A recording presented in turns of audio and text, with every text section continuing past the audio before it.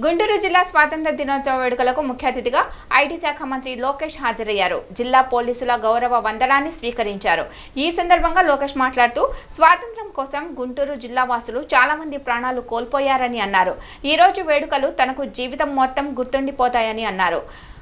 దేశం అంటే భక్తి ఉండాలి. మొన్న జరిగిన సార్వత్రిక ఎన్నికల్లో ప్రజలు శాంతి, అహింస అనే ఆయుధాలుగా స్వేచ్ఛను సాధించారని అన్నారు. కూటమి ప్రభుత్వంలో ప్రజా సంఘాలకు మాట్లాడే స్వేచ్ఛ వచ్చిందని చెప్పారు. ప్రభుత్వం ఏర్పడిన తర్వాత జరుగుతున్న సార్వత్రిక దినోత్సవ వేడుకల్లో అందరి కళ్లలో ఆనందం కనిపిస్తుందని అన్నారు. సీఎం చంద్రబాబు హామీలకు అనవసరమైన ఆంక్షలతో సంక్షేమ పథకాలు కట్ చేయమని వివరించారు. చంద్రబాబు ఇచ్చిన 6 పథకాలు గ్యారంటీకి కట్టుబడి ఉన్నాయని మంత్రి నారా లోకేష్ వ్యాఖ్యానించారు.